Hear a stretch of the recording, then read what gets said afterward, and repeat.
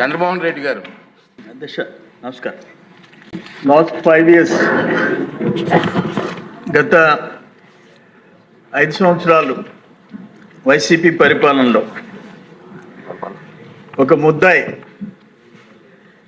13 కేసుల్లో 43,000 కోట్లు విచారణలో తేలి సిబిఐ ఫైల్ చేసిన కేసులో ఒక ముద్దాయి ముఖ్యమంత్రి కావటం, ఈ రాష్ట్రం విచ్ఛిన్న కావటం, ఆంధ్రులుగా తెలుగోళ్ళుగా ఆ తెలుగు వాళ్ళకి అప్రతిష్ట పాలు చేయటం దురదృష్టకరం. అధ్యక్ష, ఇవన్నీ చూశాం. 5 yearsలో వాళ్ళు దోచుకోవటం కాకుండా ప్రతిపక్ష పార్టీ అనేది ఉండకూడదని అందరి మీద కేసులు పెట్టడం, ఆగ్రహణ సాక్షాత్ ముఖ్యమంత్రిగా పనిచేసిన చంద్రబాబు నాయుడు గారిని కేసు సృష్టించి ఒక స్కిల్ డెవలప్మెంట్ అని చెప్పేసి జైల్లో పెట్టడం. అప్పుడు కూడా మేము పూణేకి పోయినాం. ఏ కంపెనీకి అయితే మనం ఆర్డర్ ఇచ్చామో ఆ కంపెనీ యజమాని చేత మాట్లాడించాం. అది పక్క రోజు పేపర్లలో బ్లాస్ట్ అయింది. ఆవేదనతో మాట్లాడినాడు. ఒక ఎంపీ వచ్చి కూర్చొని నువ్వు గన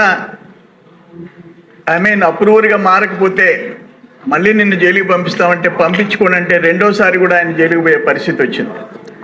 దానికైనా సిద్ధపడ్డాడు, కానీ అబద్ధం అయితే చెప్పనని చెప్పాడు. చంద్రబాబు నాయుడు గారి తప్పు లేదు అని చెప్పాడు. మేము మళ్ళీ రాజమండ్రికి వచ్చాం. పూణే నుంచి రామారావు గారు ఎక్స్ఎమ్మెల్యేకి మిత్రుడైతే కలిసాం. అప్పుడు నెల్లూరుకు పోయినాం. For example Adi Shankara engineering college ఆ స్కిల్ డెవలప్మెంట్ సెంటర్ చూస్తే 9,600 మందికి ట్రైనింగ్ ఇచ్చారు. 25 కోట్ల వాల్యూ గల ఎక్విప్మెంట్ అక్కడ ఉంది. ఇటువంటివన్నీ కూడా జనానికి చూపించాం. దాన్ని ఎలక్షన్లో వాళ్ళు అనుభవించే పరిస్థితి వచ్చింది. అధ్యక్ష, చంద్రబాబు నాయుడు గారి మీదే కేసులు పెట్టిన తర్వాత మేమేమి జంకలేదు. నా మీదే 18 కేసులు, ఎంతమంది జైలుకి పంపించారు ఇన్ని చూసాం.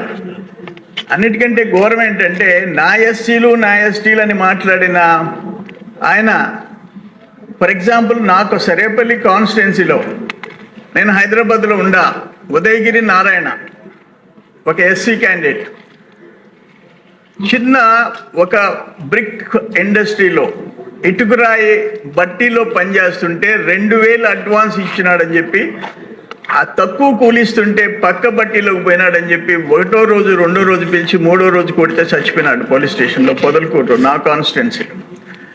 మనం కలిసి రిప్రజెంట్ చేసాం. అది అవును, ఢిల్లీలో. అప్పుడు ఆ బాడీని తీసుకుపోయి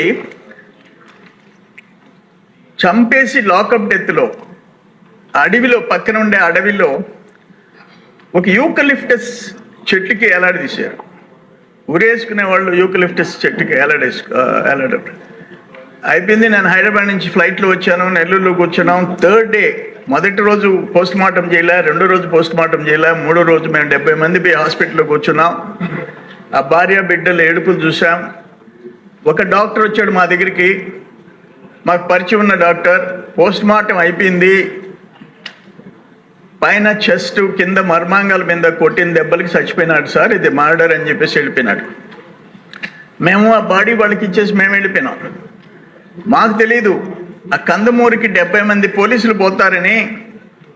మాదిగా వర్గం అది, వాళ్ళు పూడ్చిపెట్టుకుంటారు కాలువరు శవాన్ని. 70 మంది పోయి అందరినీ తరిమేసి ఆ బాడీని తగలబెట్టించి కాల్ చేసి పక్క రోజు పోస్ట్ మార్టం రిపోర్ట్ మార్చి ఆత్మహత్య కింద మార్చారు. అధ్యక్ష, నేను అప్పుడు ఢిల్లీకి వెళ్ళి నేషనల్ ఎస్సీ కమిషన్ చైర్మన్ని కలిసి, ఆయన సునీల్ కుమార్ అని చెప్పేసి ఒక IAS అండ్ డైరెక్టర్ని పంపించాడు నేరుగా. చైర్మన్ గారు వచ్చాడు. ఆ కాల్ చేసిన దగ్గర, చెట్టును ఎలాడదీసిన దగ్గర భార్య బిడ్డలు, ఆ కాలనీ, కలెక్టర్, SP అందరితో మాట్లాడి ఒక రిపోర్ట్ పంపించాడు. అన్నీ అనుమానాస్పదంగా ఉన్నాయని.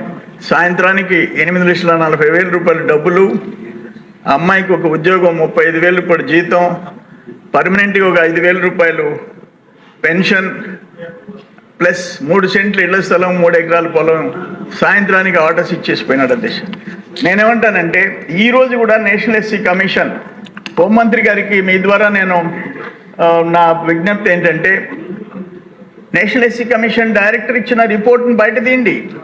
నేనేమంటానంటే ఆ sub inspector, particular sub inspector వెంకటాచలంలో ఉన్నప్పుడు మనకి 2 ముస్లిమ్స్ కరోనా టైంలో కారణం లేకుండా ఒక 22 ఏళ్ల కుర్రోడు 34 కుర్రోళ్ళు చనిపోయినారు. అతను పుణ్యానికి ఏదో ఒక చెట్టు కింద బీర్ తాగుతున్నాడని కొడితే వాడు శవం అయితే లేడు. 4 ఫ్రెండ్స్ ఒక మోటార్ షెడ్లో కార్డ్స్ ఆడుకుంటున్నారు కరోనా టైంలో. ఇతను తరిమి కొడితే పక్క రోజు గెనం పక్కన శవం అయితే లేడు. థర్డ్ మళ్ళీ ఆయన్ని తీసుకొని పొదలకూరులో ఎంచుకున్నాడు ఆనాటి మంత్రి, ఇప్పుడు ప్రస్తుత మాజీ మంత్రి పొదలకూరు పోలీస్ స్టేషన్కి వేయించుకున్నాడు. అప్పుడు ఈ ఆదినారాయణ లాకప్ డెత్ జరిగింది. నేనేమంటానంటే ప్రాణాలు పోయినాయి, తిరిగి రాకపోవచ్చు. ఇటువంటి దుర్మార్గాలు చేసిన ఆయనకి పక్క రోజు ఆయన పొదలకూరుకి ఎంచుకోవడం, ఇంకో మనిషి చనిపోవడం, ఆయనకి ప్రమోషన్ ఇచ్చి ఆయన్ని మంత్రిగా చేయటం జగన్మోహన్ రెడ్డి. ఇవన్నీ చూసాం. ఎవరైతే దుర్మార్గంగా ప్రవర్తిస్తారో వాళ్ళందరినీ ప్రమోట్ చేసినోడు జగన్మోహన్ రెడ్డి అని చెప్పేసి నేను మీ అందరికీ తెలియజేస్తున్నాను. అయితే దురదృష్టం ఏంటంటే మీరు ఇప్పుడు టైం లేదన్నారు కాబట్టి జగన్మోహన్ రెడ్డి 13 కేసుల్లో ఆయన ముద్దాయిగా ఉండి 13 ఏళ్ళు అయిపోతే ఆయన రోజు మీ అంత చూస్తాను అంటున్నాడు. ఏమంత చూస్తావు నువ్వు? కోర్టులు హీరింగ్ స్టార్ట్ అయితే ఎక్కే మెట్లు దిగే మెట్లు కోర్టు చుట్టూ తిరగాల్సిన వాడివి నువ్వు.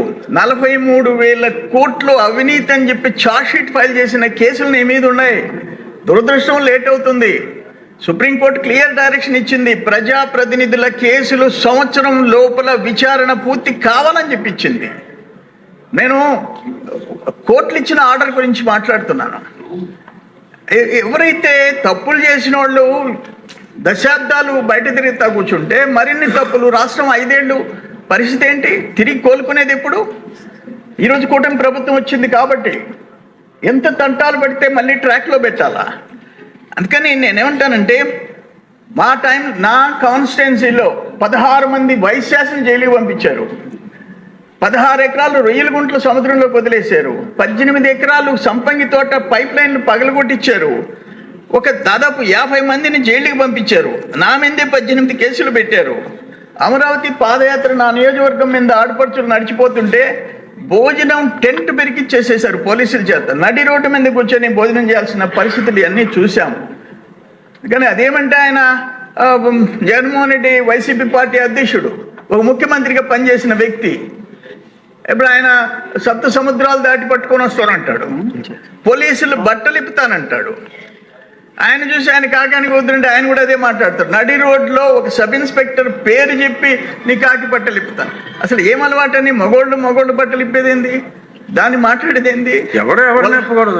వల్లభనే వంశీ దగ్గరికి పోయి ఆయన అందగాడు అంటాడు. ఆయన ఇంకొక ఆయనకంటే కొడాలని ఇంకా అంటే మగోళ్ళు చెప్పుకోవటం మేము ఎప్పుడు చూడలే. అటువంటి కేసు ఈరోజు ఒక పార్టీ అధ్యక్షుడు అయ్యా స్కూల్కి పోతే నేను పోను, నాకు చాక్లెట్లు ఇస్తే పోతాను, బిస్కెట్లు ఇస్తే పోతాను. ఇటువంటి పొలిటీషియన్ని మనం ఎప్పుడు చూడలే. దురదృష్టకరం. మేము కూడా పెద్ద ఎన్టీఆర్ గారి నుంచి ఉన్నాం ఎమ్మెల్యేలుగా. ఫస్ట్ టైం అన్ఫార్చునేట్ పాలిటిక్స్ లో. అందుకని నేనేమంటానంటే హోమ్ మినిస్టర్ గారిని సీరియస్ గా లాకప్ డెత్ విషయంలో